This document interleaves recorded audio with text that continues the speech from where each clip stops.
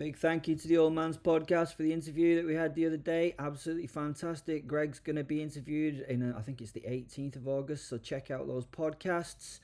Apart from that, go to the description-y thing and press all the buttons and do all the things, because you can join us and be with us and chat to us and have fun. So enjoy this week's episode. It's the end of the medieval series, I think.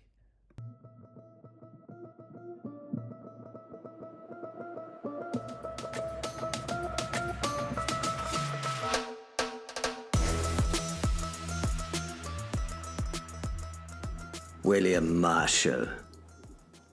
A dust cloud rising to the east was the first warning. A pale haze shimmered above the scrubland where the road twisted like a dying serpent towards the heat-boiled hills. Gervais, his surcoat bleached white by the sun, raised a mailed fist. The column lurched to a halt. Knights in rust-spotted hauberks, Gascon spearmen squinting under leather caps, a handful of Templar sergeants with the Red Cross slashed across their breasts. Gervais spat from beneath his helm. "Something smells wrong," he told me. Fenrir Wolfsoul ran from our side into the dust to the left of the path we were on. As he ran, I began to hear the horse's hooves through his ears as the soul flew deeper into the dust cloud. Then the wind shifted, and the dust resolved into shapes. Horsemen. Dozens of them. No, not dozens. Hundreds. They came not in ranks, but as waves on a loose, swirling tide, their hooves kicking up a storm of dirt behind them. The morning light glinted off lance tips and the curved bellies of short, vicious bows. "Turks are coming," spat the wolf soul into my mind. "Turks!" I yelled to the anxious footmen and knights as I loosened my sword in its scabbard and lifted my helm to my head before raising my shield from its place on my horse's tack. Bastard danced beneath me, not with anxiety that the other horses had, but with excitement for the fight. Oh, he was a real bastard, was my wonderful steed. A heartbeat later, the air screamed. The first arrows fell like a steel curtain, rattling on our armor and our shields and bouncing off the stony road beneath us. A knight's bellow was cut off as one shaft punched through his coif, the point bursting from his throat in a spray of red liquid. Blood spurted from his neck, coating my armor and blinding me for a moment before I wiped it clean as he fell from his steed. Horses reared in shock. A pack mule bolted as another shaft thumped into its rear. It split sacks of grain as it ran and yelled its anger at the injury it had sustained. It bucked its way across the road and dragged its handler, who fell backwards to another shaft that buried itself deep in his chest. Gervais roared, but the command was lost in the chaos. Thankfully, most of the men who accompanied us on the road were seasoned veterans and knew the drill well. The Gascons crouched behind their bucklers, while the knights, though still mounted, swung their kite shields up just in time. Thunk, thunk, thunk. The sound of arrowheads biting oak and the screams of men and horses as they were punctured. Gervais and I sat on our desk chairs next to each other as the arrow struck, Our eyes met as we leaned in behind the shields that absorbed the incoming projectiles. We smiled and laughed at each thud and shudder, thankful with each strike that we were not dead. First rain I've seen in 2 months, and I wish not to get wet. Gervais said in comforting bravado. Then the charging Turks split their force like a river parting around a rock. They streamed past the column's flanks at full gallop, their bows singing a song of death. Was it a feint? A trap? We had no time to think. A young squire, eyes wild with fury and bloodlust, spurred his horse at them. "No, you fool!" I managed to say before. Too late. The boy made it 10 paces before the hidden line of Mamluks struck. They'd been waiting in the dead ground, their lancers leveled. Never mind, never mind. I said to the air, there will be more this day. The squire's horse went down screaming, its chest the center of the lancer's aim. And the Mamluks rode over the horse and him, their blades rising and falling like a butcher's cleaver. Now, the real killing began. The camp of the Count. Gervais, Percy, Fenrir, and I wandered to the camp of the Count. So you can see me now, can you? Fenrir was talking to Gervais, who after his meeting with the angel and the devil could now, for some reason unbeknownst to me, see the giant wolf soul. I can, yes. Said the knight. That's strange, said Fenrir as he shook his head. The wolf looked thoughtful, as though he was trying to consider why this was. And I have to say, Gervais continued, you're nowhere near as impressive as I thought you were going to be. There was a moment of silence as the wolf soul and the man stopped, meeting eyes. The wolf soul was so large that they were at eye level, and Gervais was not a short man, I can tell you. The stare continued. Neither flinched nor blinked. It was a distinct instant of awkwardness, it was. But then they both laughed as they returned to walk with Percy and me. Can you see me, Percy? Asked Fenrir. Percy turned to look at the wolf. No! He smiled. Again, laughter from the 4 of us. Brothers we were, whatever our shape. We were met at the camp boundary by a group of soldiers. We raised our hands and showed that we had no weapons and no armor.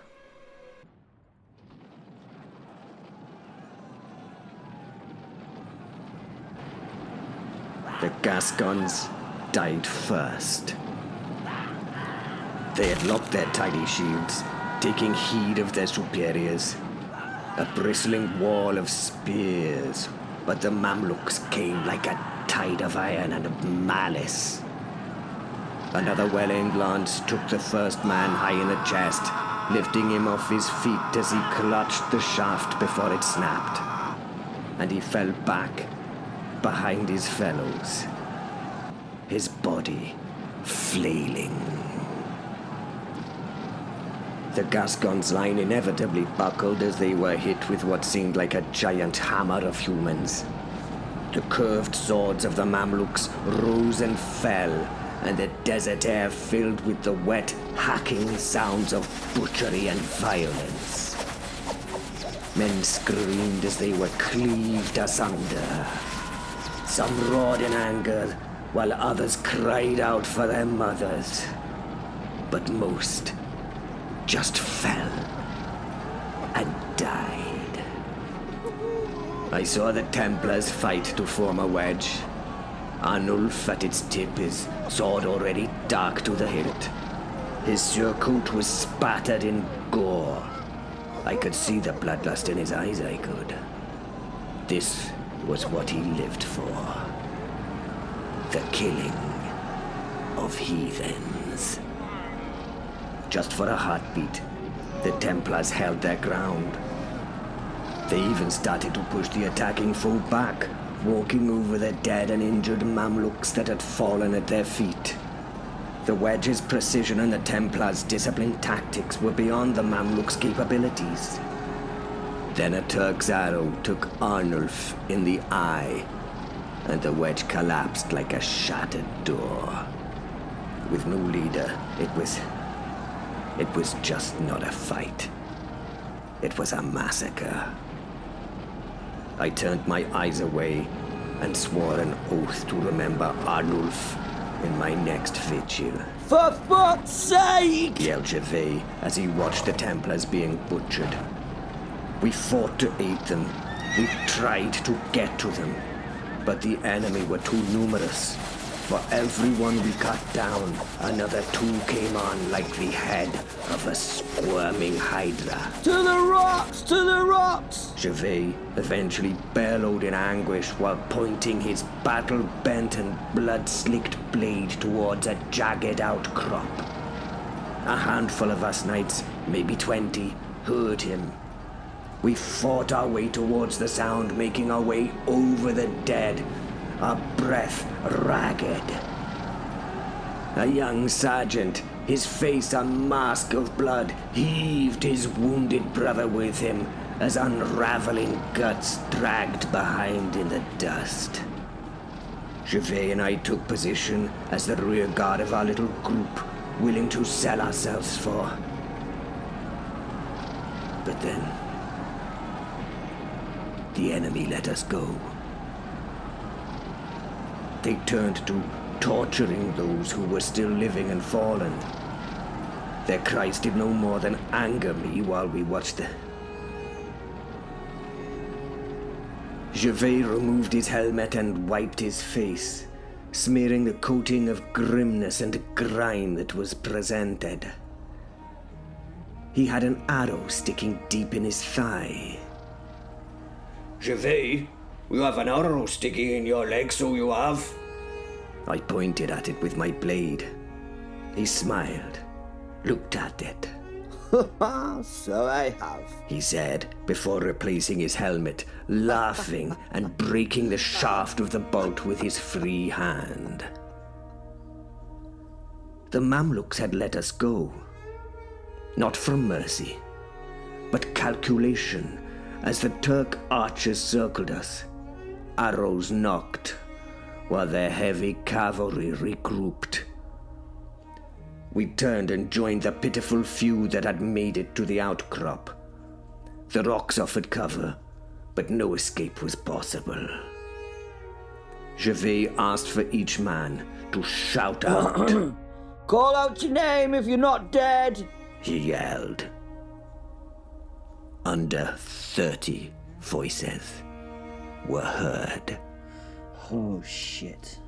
More than half our column lay in the dust behind us, their corpses already being attended to by laughing tribesmen and scavenging beasts of the earth and air. Soon enough, the dead's possessions and their flesh would be stripped to leave just sun-bleached bone. A brave knight's surcoat fluttered in the hot breeze as a Turk yanked it free from his body. They laughed and waved it in our direction as his men jeered. We watched on, bitterly. Nothing was said, only the horse's shield as we had. To hold was hard in our hearts, but not in our heads. We charged those bastards as they did their corpse harvest. One gas gun was brought to the edge of the field by two Mamluks. We could see he was injured. He dragged a leg and he held his chest. The soldiers who brought him cast him to his hands and knees and shouted at us in their heathen tongue as they kicked at the man while he tried to get up from the ground. We could hear the heavy blows in the now sultry silence as they landed on the body of the poor wretch before us. I prayed that his death soon would come in mercy.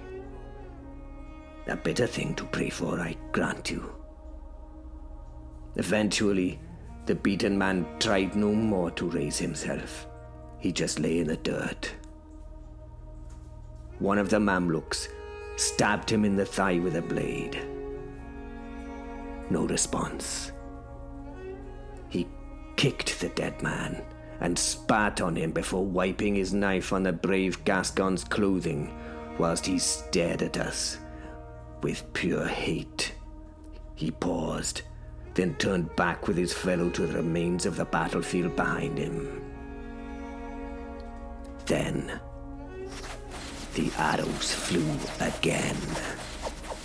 This time, there were few shields left to stop them. Captain Demos of Limassol was sitting behind us, his board in a tent. He was eating what seemed to be the remnants of an unlucky chicken. We had been ushered in by his men who left us to meet him alone. He sat and continued eating while looking at us, then removed the thigh from his mouth as he spoke. Ara, you are back? That bird you eat looks as lucky as the brave cock. I told him. Ara, you noticed that then? He laughed as he dropped the cleared bone to the dish with a clink. It was difficult to ignore. I told him. Your lord has a thing for hanging and gutting folk, does he not? I asked him. He leaned forward, wiping his hands on his dirty tunic, and then steepling his hands before him.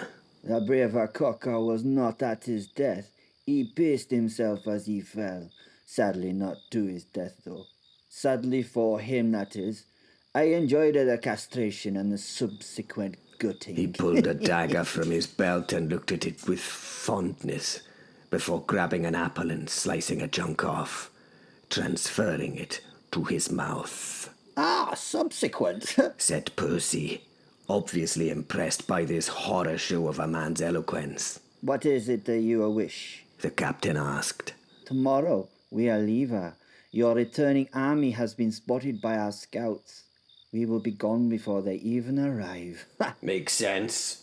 I told him, and he nodded in response. I would like to talk to the Count, I said. I would like to tell him what actually happened with his father and little M. The man who sat before me looked at me in surprise. I could see he was weighing me up as he took another slice before stabbing his blade into the tabletop and staring hard at me. I must have passed some kind of test, whatever that test was, as the moment broke, and he rubbed his hands over one another while he gave a little laugh. Okay, your funeral, he said, rising to his feet with a smile. I look forward to seeing his face when you trespass upon him, he said, waving his hand to invite us to walk before him from the tent. Ah, trespass, repeated Percy. He was impressed with the captain's fine vocabulary. I thought that you would like that. He said to Percy as we left, giving him a wink.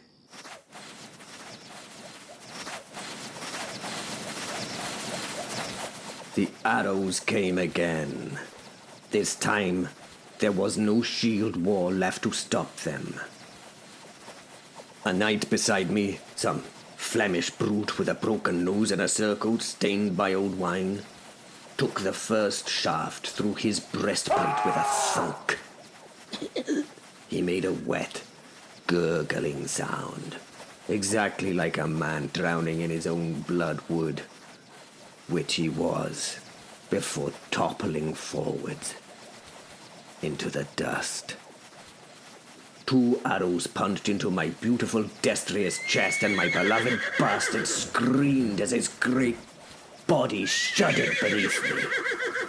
He did not buck, and he did not try to throw me. He was far too disciplined for that.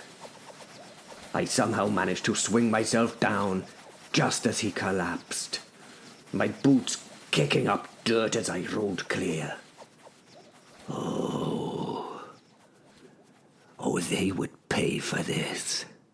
I held my head to my horse's ever so briefly as I cut his throat to save him from the pain. And I thanked him, I did. I thanked him as he died. The arrows were through his chest and lungs. A long and painful death, if left him, he would have had. It was a bitter loss to me, it was.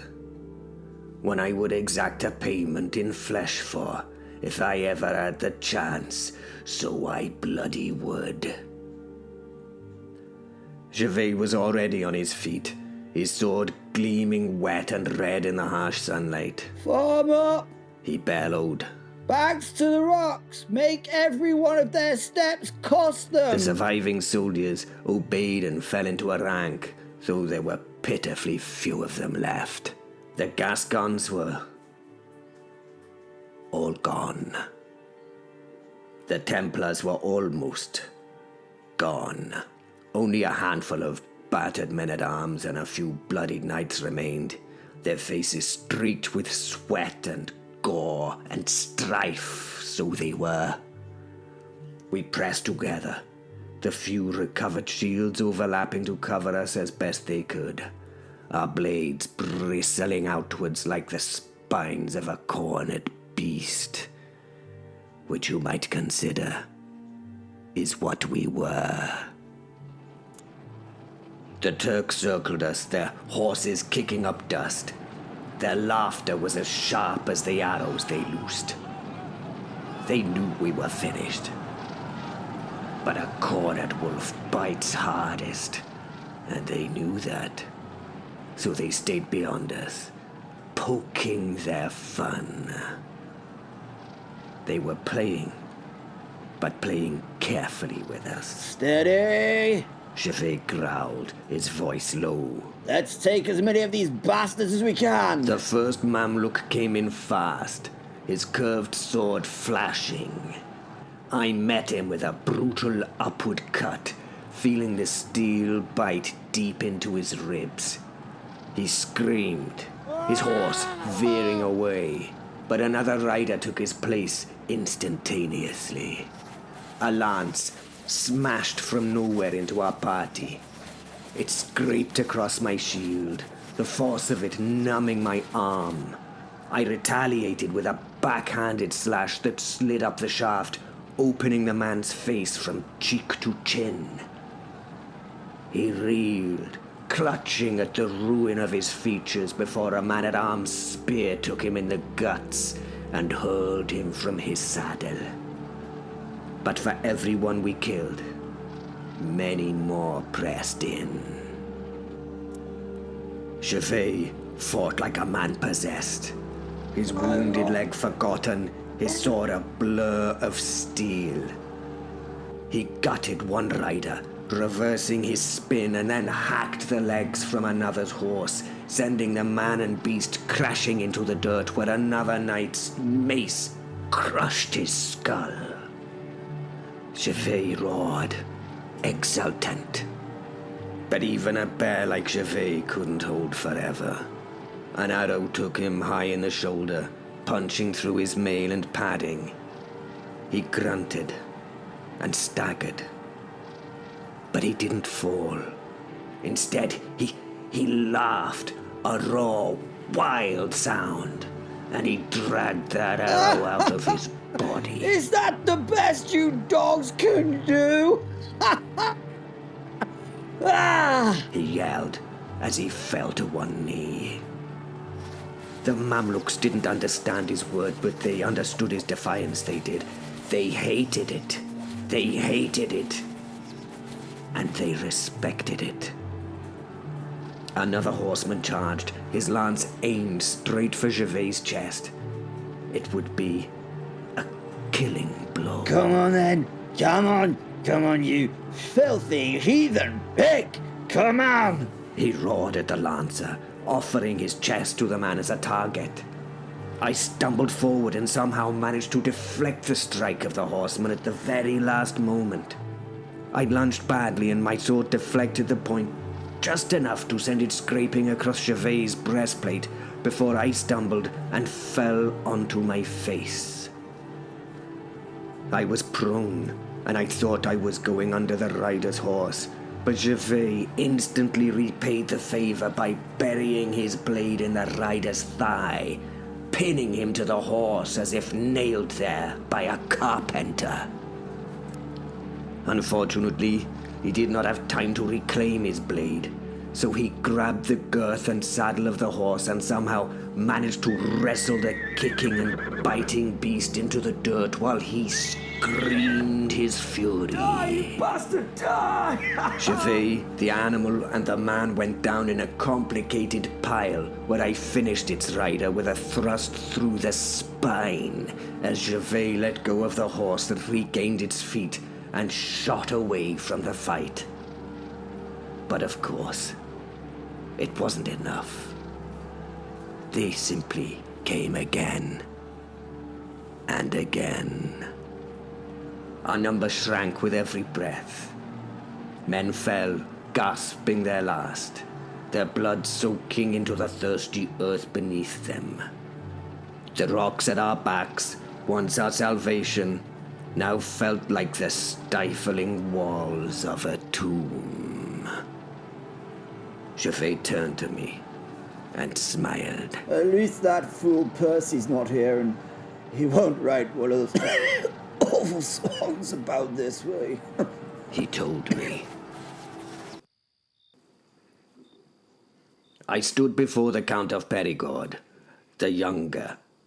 He was sitting in his throne-like throne on his dais in his sleepwear.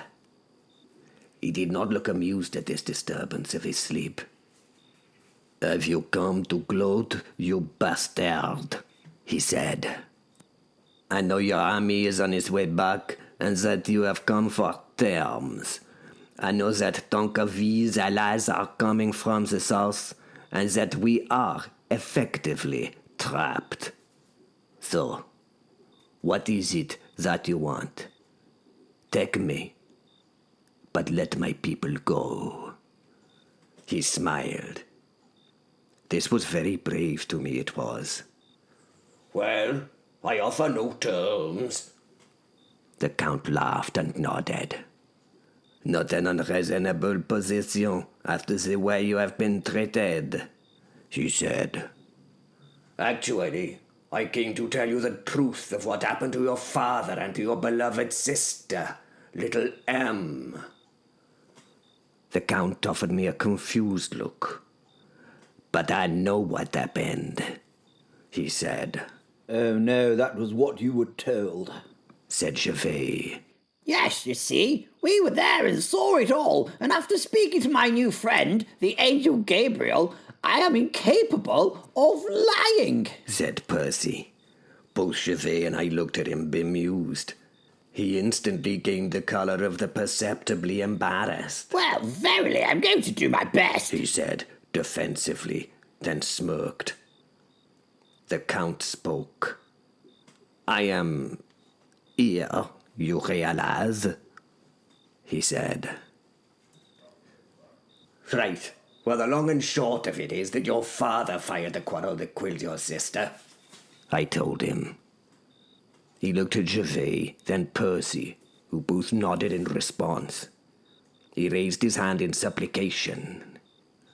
"Would you swear on the Holy Bible?" he asked. Yes, we certainly would, said Percy, leaning forward. And that swearing means an awful lot more now because of us, meeting the angel Gabriel. We all shushed him. Yes, sorry.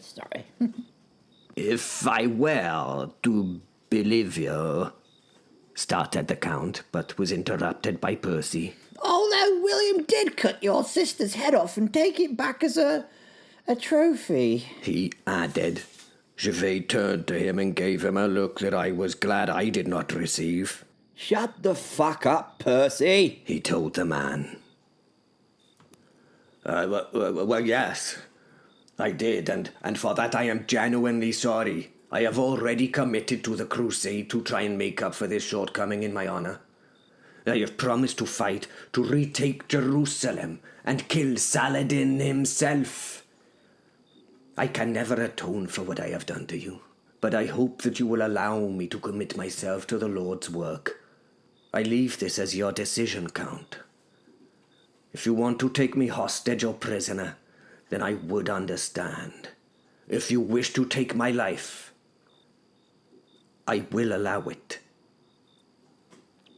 I took to my knees before the man, and I bowed my head.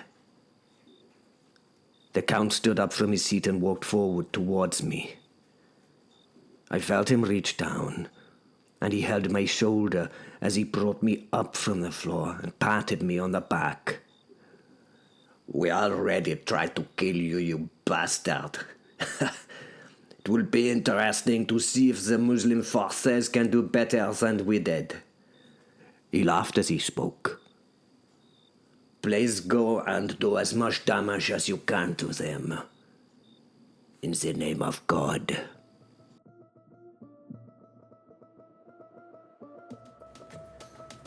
The air was thick with the stench of blood and sweat. The Mamluks tightened their noose around us, their curved blades glinting like crescent moons in the dying light. Gervais spat into the dust, his sword trembling in his grip. Well, He muttered. is this a good way to die? A cold mist coiled across the battlefield, slithering between the fallen, twisting like a living thing. The Turks hesitated. Their horses shied, nostrils flaring at a scent other than fear. Fenrir's voice echoed in my mind, not as words, but as a hunger. Let me in. He growled.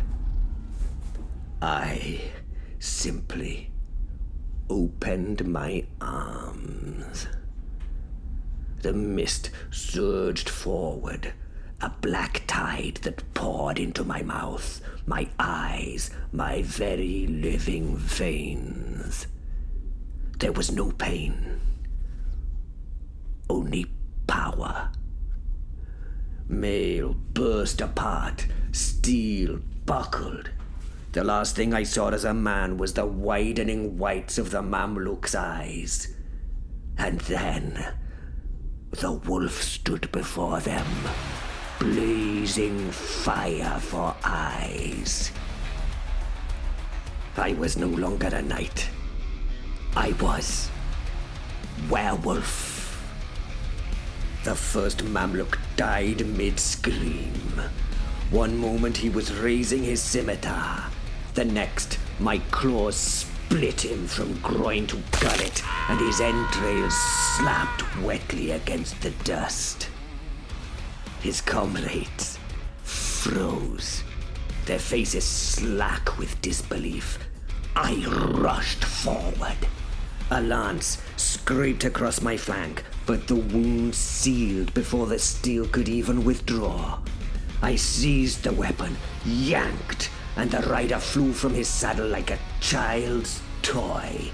His spine shattered against the rocks before he could even cry out in pain. And the Turks broke. They had faced knights. They had shattered Crusader lines. But this was no man.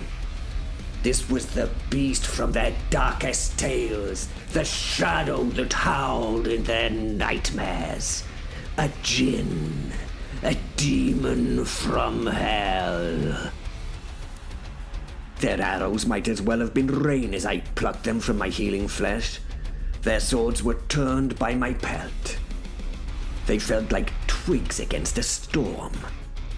I moved like smoke, like slaughter given form.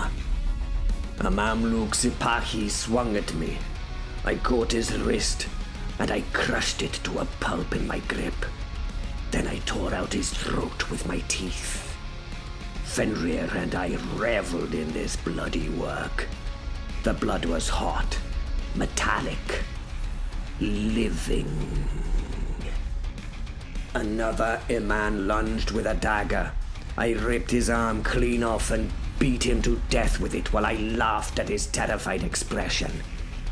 I roared on into the fray, and the desert air filled with the wet, tearing sounds of men being unmade, and through the red haze, I heard Gervais roar. With me! The surviving soldiers, half mad with battle lust, charged into the fray. No longer prey, now the hunters. A spearman drove his weapon through a fleeing Turk's back, pinning him to the earth like a butterfly in a collection. Arnulf's remaining Templars fought with the cold precision of men who knew God had sent them a miracle or a monster. They were grateful for either at this point. Gervais limped to my side, his sword dripping. He eyed me, not with fear, but with a feral grin. You two took long enough. He spat. I growled, low and deep. The sound sent the Mamluks scrambling over their own dead to escape. We let them run. For now. Then, a noise began to build like a storm. The dust cloud on the horizon did not rise, it swallowed the sky. A sea of banners of black and gold fluttered like the wings of carrion birds. Drums and horns throbbed, a sound like the heartbeat of the very earth itself. The remnants of our broken band, beaten knights, gasping sergeants, and a few spearmen still standing, staggered back, shields raised against the arrows that had not yet flown but were sure to do. How many more miracles do we need in a day? How many? You bastard. Gervais spat as he laughed and raised his head, speaking to the heavens. The Mamluks who had been fleeing moments ago now turned, their terror replaced by savage grins, and then fell to their knees, kowtowing to the approaching army. They knew what that banner meant. They knew it. And so did we. Saladinn. The Sultan's army rode forward like an inexorable tide. Archers in loose white robes, their bows like the bent fingers of giants. Heavy cavalry, their lances a forest of steel. And at their center, a man on a grey mare, his turbaned helm gleaming in the sun. This was Saladinn himself. He reined in just beyond bowshot, his dark eyes sweeping the field, the corpses, the shattered knights. The lone figure walking forward to greet him, naked but unbroken amidst the carnage. Me. For a long moment, there was silence. Then Saladinn laughed. It was not the cruel laugh of a victor gloating over the doomed. It was the sound of a man who had seen too much of war to be surprised by its horrors. Ya Allah, He said, shaking his head. A demon in the desert. Gervais, ever the diplomat, bellowed back. Aye, and he is our demon, so piss off! The Saracen ranks stirred, blades half drawn. But Saladin raised his hand, still smiling. You fight well. He called, his voice carrying across the dead. But now you are few, and I am many. He smirked and gestured behind him, where his army stretched to the very horizon and beyond. Please, lay down your swords, and I will almost, definitely not kill you. A murmur ran through our ranks. The Templars glared, their fingers tightening on their hilts. The spearmen looked ready to collapse where they stood. Gervais glanced at the wolf soul and me. Would you mind turning again? Just now would be bloody ideal. I tried. Fenrir stirred, but the wolf soul just stared at the Sultan. He can see me, Fenrir told us. Saladin saw my moment of shock. His smile deepened. Especially not the demon. He added, as if amused by the absurdity of the moment. I would speak with it. I looked at Gervais and we shared a shrug. We surrender, He yelled, as he threw his sword into the dirt between him and the Sultan. So, we surrendered. Not with dignity, but with grudging practicality of men who knew a hopeless fight when they saw one.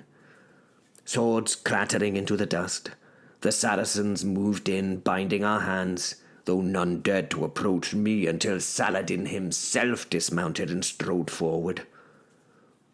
Up close, he was smaller than I expected. Lean, sharp-faced, his beard streaked with grey, but his eyes were like flint. You, He said, studying me. what are you? I bared my teeth. I'm hungry, I said. Another laugh. Good. Then you will eat at my table tonight. He turned to his men. Chain the others, but this one, only ropes. Strong ropes. As they dragged us away, Gervais muttered. I told you not to growl at him, you bloody idiot.